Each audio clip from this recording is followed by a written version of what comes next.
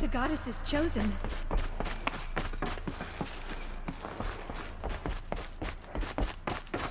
The anointed is shown.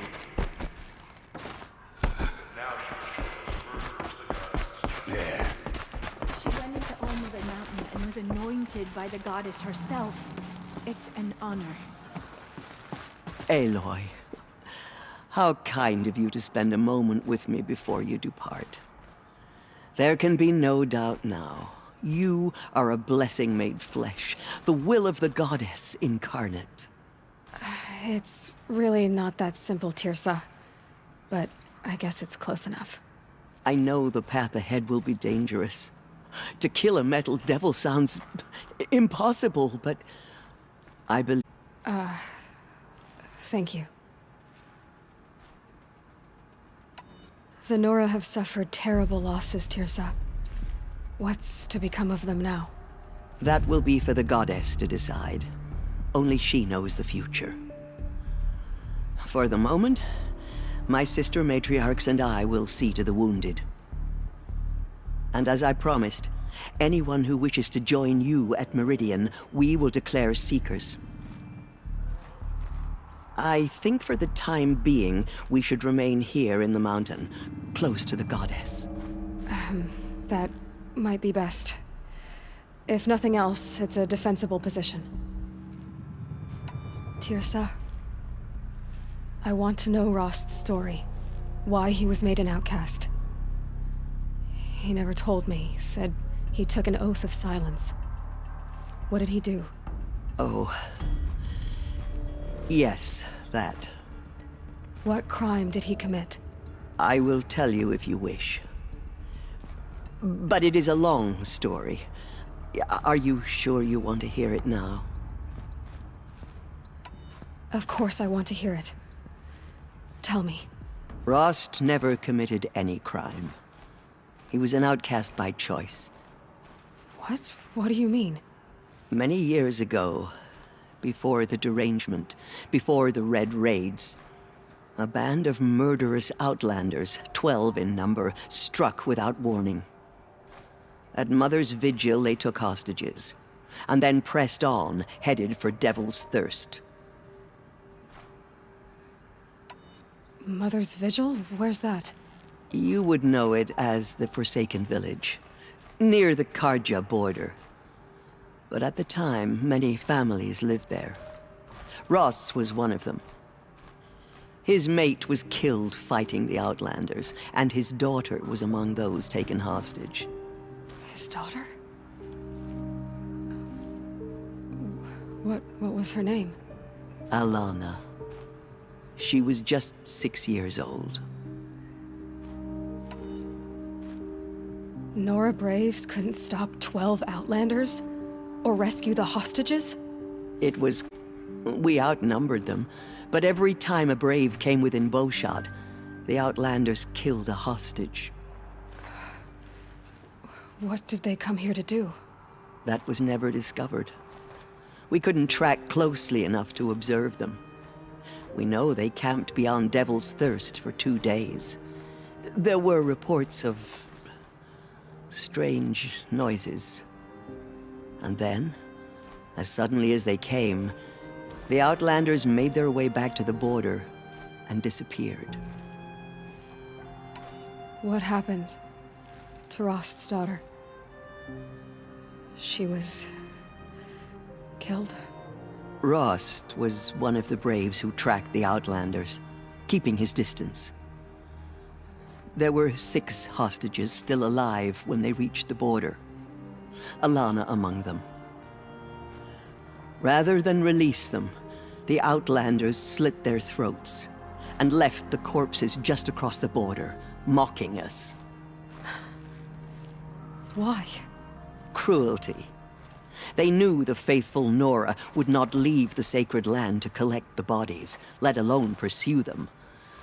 They thought themselves safe from our vengeance.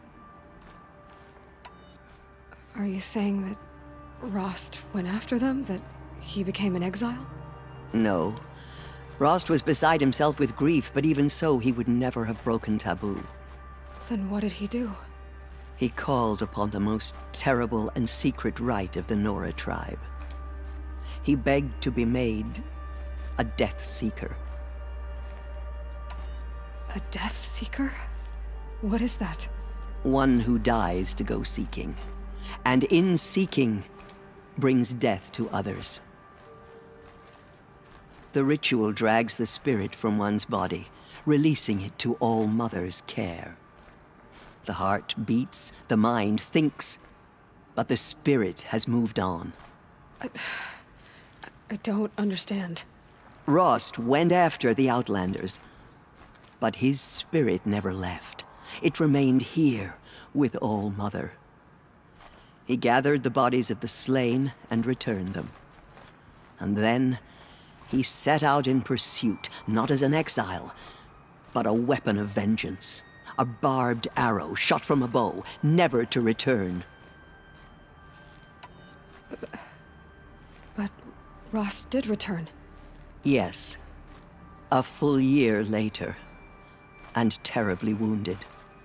He collapsed at the border of the sacred land. A hunting party came upon him. He was delirious, in agony.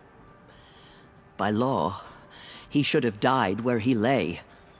But one of the hunters broke taboo, and reaching across the border, she dragged him to our side. Who was she? A brave who'd lost a mate and 2 sons to the very Outlanders that Rost pursued. So Rost never finished his mission.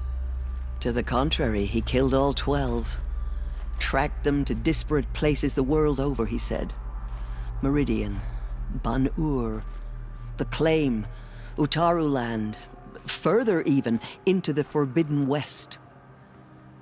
The last he killed nearly got the best of him. Wounded, he stumbled and crawled back to us, hoping to die as close to the sacred land as he could.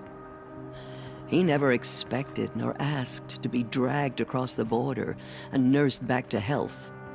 That was done to him, leaving us, the matriarchs, in a difficult position. Why couldn't you just welcome him back? Rost had been made a Death Seeker, Aloy. He no longer had any place among the tribe. By law, he should have been driven back out. But we couldn't bring ourselves to do that, so we offered a compromise. You made him an outcast. Yes. We offered to do so on the condition he never speak to anyone of this exception. After all he did, all he suffered, to be declared an outcast was his reward. Rost was overjoyed. He never expected to live another day in the sacred land, let alone the embrace, so close to the goddess.